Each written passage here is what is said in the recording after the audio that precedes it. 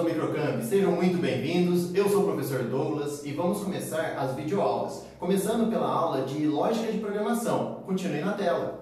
Olá pessoal, para facilitar o acesso e também o entendimento de cada assunto, eu separei a matéria em 8 tópicos. Cada vídeo será abordado um dos tópicos. Então você pode usar esse índice para saber de qual parte estamos falando. O primeiro tópico é Entendendo a Lógica de Programação, para poder compreender como o computador entende os seus programas e assim oferecer uma melhor análise. O segundo tópico é a importância do software junto ao hardware, e com esse conhecimento saber escolher melhor o equipamento e suas peças. O terceiro tópico é compreendendo a lógica de um computador, para aprender como o computador pensa e assim entender por que acontecem certos erros e como corrigi-los. O quarto tópico é entender como o computador executa suas tarefas. Através da lógica, iremos ver como que o computador executa os seus processos e, com isso, poder analisar quando um processo falha. O quinto tópico é sobre dados, ou, no caso, entender como são tratados os dados que fornecemos aos programas que usamos. No sexto tópico, iremos ver a importância da programação. Após abordar todos os assuntos anteriores, a partir do sexto tópico, poderemos ver como a programação irá mudar o mundo, como já está mudando e o que poderemos esperar do futuro. O sétimo tópico é como é desenvolvido um programa. Iremos ver o que é um ambiente de desenvolvimento, o que são frameworks e como os programas atuais são desenvolvidos. O oitavo tópico é a criação do nosso primeiro programa. Irei explicar como uma aplicação funciona e como criar uma aplicação simples no seu próprio smartphone. A lógica de programação é entender como o processador funciona, como ele executa e como podemos ensiná-lo a executar suas tarefas.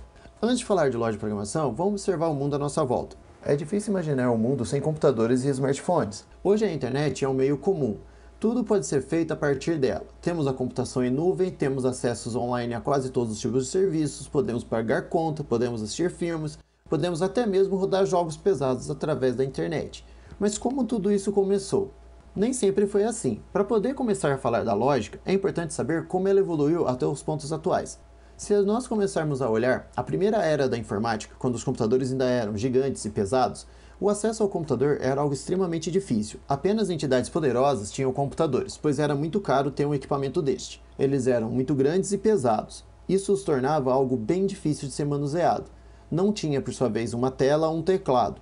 No começo da informática, fizemos uso do código binário. O código binário é um meio simples de comunicação, usando apenas os valores 0 e 1. E foi através do binário que começamos a tratar os dados. O binário representa a menor forma de armazenamento de dados, e com ela começar a primeira forma de programação. E através do binário conseguíamos passar para a máquina o que queríamos. Cada programa que executamos é entendido como 0 e 1, as imagens, os vídeos e o áudio também. O processador tem o trabalho de processar o 0 e 1, entendê-los, resolvê-los, e o resultado é o que nós vemos na tela. Neste momento, um computador inteiro tinha apenas uma aplicação. Conforme a necessidade ia aumentando, foi necessário programas mais complexos, e criar diretamente binário começou a se tornar uma tarefa bem mais trabalhosa. Com isso, foram criados os CIs, Circuitos Integrados. O que seria um circuito integrado? É uma peça que já vinha com um conjunto de programação, ou no caso, um código binário já funcional. Conjuntos de códigos prontos que poderiam ser combinados para formar programas maiores. Com o avanço, os CIs foram se tornando parte comum de qualquer equipamento elétrico. Desde o mais simples console, no caso um videogame, até o mais complexo equipamento, como um computador. O primeiro computador moderno, ou computador de mesa, do qual a gente faz uso, foi feito através de apenas CIs, um conjunto de CI que possibilitava a criação de programas, trabalhos e ferramentas. Quando o computador de mesa começou, não tinha ideia do que seria um sistema operacional. O hardware e o software eram uma peça única, sendo que o hardware detinha o software e esse era imutável. Neste momento surgiu um computador chamado Altair, uma ideia simples de um computador de mesa. Ele marca o surgimento da Microsoft, em 1974. Bill Gates e seu amigo Paul Allen criaram a primeira linguagem para poder conversar diretamente com uma máquina chamada Altair. Esse código foi chamado de BASIC. O BASIC era um sistema no qual permitia criar programas ou aplicações para o Altair. Com a evolução, foi percebido que os programas eram tão úteis quanto a parte física. Porém, mesmo com os CIs e com a chegada da programação, um problema persistia. Conforme o computador rodava uma função por vez, caso fosse necessário trocar a função, precisava desligar a máquina, trocar a placa da função e assim iniciar a nova função, tornava a tarefa trabalhosa, além de deixar o processo mais lento. Em 1976 surgia um rapaz chamado Steve Jobs. Ele pensava que todos precisavam de um computador em casa, que todos gostariam de ter um computador em casa. Ele juntou com seu colega Steve Wozniak com a ideia de tornar o computador acessível a todos e que ele fosse atrativo, um meio de comércio. Uma ideia que hoje parece absurda, naquela época era inovadora. Com o lançamento do Apple I e quebrando o paradigma do computador Altair, foi possível imaginar que os computadores domésticos poderiam sim ser avançados, mas um grande problema era como tornar ele de fácil acesso à pessoa comum. Com isso, Steve Wozniak começou a trabalhar em um programa, algo que permitisse que pessoas comuns sem curso avançado pudessem usar o computador. Essa ideia iria evoluir para um sistema operacional. E agora que nós já tivemos um pouco de história, podemos avançar um pouquinho mais. Então, em 1980, o paradigma de hardware e software foi dividido, no qual a gente não seria mais obrigado a ter um software vinculado a um hardware. Cada hardware poderia ter vários softwares e assim tornando o computador bem mais viável do que tinha antigamente. Agora não era mais necessário ter vários computadores para executar vários programas. Um mesmo computador poderia executar vários programas sem a necessidade de parar, desligar ou reiniciar. Com isso surgiu a era do sistema operacional, ou que nós chamamos de computação moderna. Ok, baseado nessa ideia, podemos perceber que a lógica de programação começa do mais simples bloco, chamado binário, e graças ao binário podemos construir qualquer coisa. Conforme visto, nós tínhamos os CIs com programações já montadas que poderiam ser combinadas para criar programas maiores. Com a era moderna da informática, nós trocamos os CIs por armazenamento lógico. Isso quer dizer o quê? Nós tínhamos um programa escrito que um processador pudesse interpretar a partir das suas peças. Para facilitar a explicação, irei transformar o software em um bolo. Mas o que tem a ver um bolo com um programa? Após a explicação vai ficar mais fácil de entender. Da mesma forma que um bolo é feito, um software também será. A parte comum entre o bolo e o software é que ambos precisam de receita. Tanto um programa quanto um bolo precisa ser escrito, para que assim alguém possa executá-lo. A receita de um bolo será dividida normalmente em 3 partes, sendo uma o idioma, para que alguém possa lê-la, os ingredientes e quantidades para a pessoa saber o que ela precisa usar, e o modo de preparo, para saber como misturar os ingredientes. No caso de um software, é a mesma coisa. Nós precisamos de uma linguagem, no caso, uma linguagem de programação. Ela é o nosso meio de conversar com a máquina e explicar para ela o que nós queremos. Assim como a linguagem humana, existem vários tipos de linguagens de programação. Devemos escrever o nosso programa se baseando em uma dessas linguagens.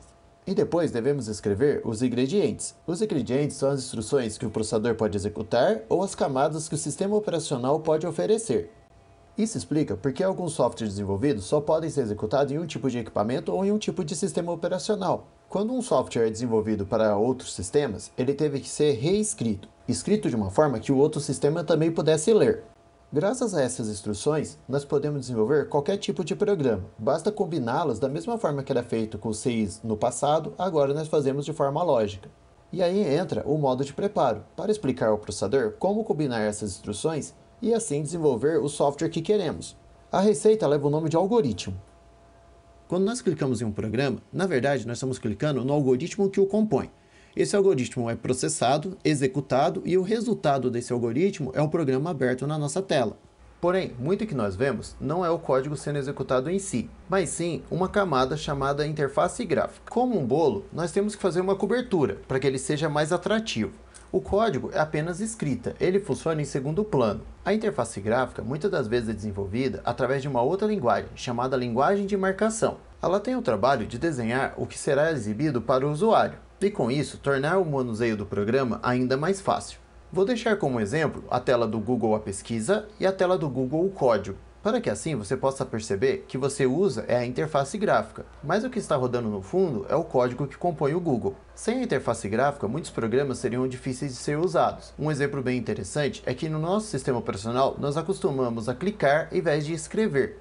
Graças à interface gráfica simplificar o uso, nós conseguimos trabalhar no computador com mais eficiência.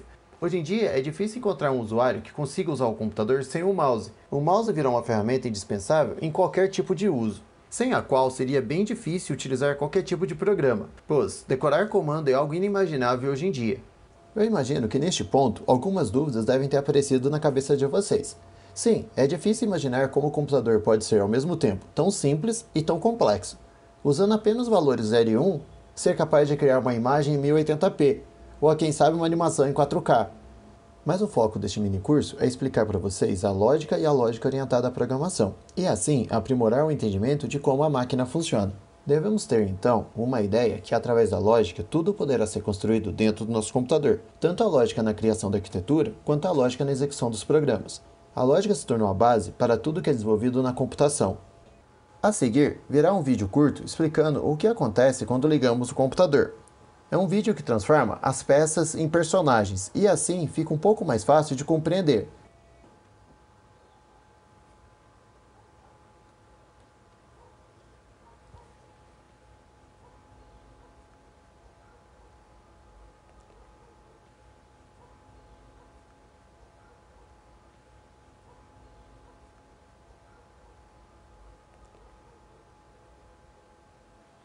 Mas o que é a lógica? A lógica é o conceito de usar a observação, a compreensão e assim tentar resolver problemas ou atingir um objetivo. Com a lógica, podemos aprimorar como construir um equipamento, como instalar um sistema e até mesmo saber corrigir falhas que acontecem com os clientes. Na próxima vez que você for escolher um equipamento, um smartphone, você terá um leque maior para entender como cada equipamento funciona e com esta ferramenta saber escolher o melhor para o seu uso, qual melhor se adequa à sua necessidade, para assim não escolher um equipamento que com poucos dias não satisfaz mais. Eu espero que agora tenha ficado um pouco mais fácil de compreender o funcionamento do computador junto a um programa e que algumas dúvidas já tenham sido sanadas. Mas pode ter restado uma dúvida sobre como o computador valida um dado. Normalmente, para poder validar um dado, nós usamos a tabela verdade junto de uma condição. Então irei explicar a tabela verdade e depois darei o exemplo de como uma condição funciona. E para criar proposições compostas são utilizadas proposições simples através de conectores lógicos. A tabela verdade é um dispositivo utilizado no estudo da lógica matemática. Com o uso dessa tabela é possível definir o valor lógico de uma proposição, isto é, saber quando a sentença é verdadeira ou falsa.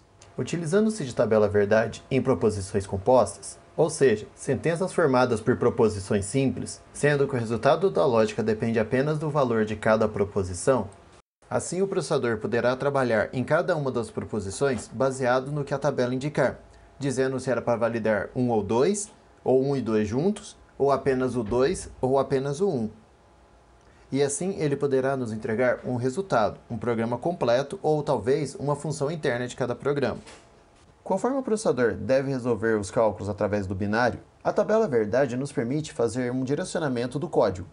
Os itens básicos da tabela verdade é o e, o ou e o exclusivo, sendo que estes podem ser também junto com o não, fazendo o inverso de cada uma das funções.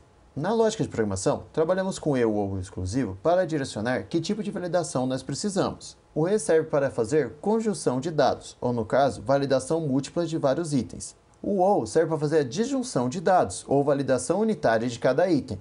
E o exclusivo serve para fazer a validação de apenas um item verdadeiro entre vários. Um exemplo de programa que podemos criar usando o e é quando precisamos fazer a média de um valor. Conforme a média é a junção de vários valores e depois dividido pela quantidade de valores, o e entra para permitir que os valores sejam unidos. Então os dados validados seriam valor 1 e valor 2 e valor 3 e assim dividido por 3.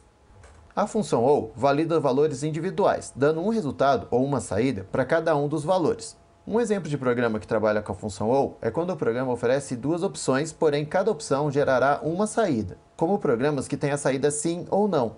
A função exclusivo serve para validar apenas uma opção. Então, quando nós digitamos uma senha, essa senha só será validada se ela for igual à armazenada no banco de dados. Neste caso, usamos a função exclusivo.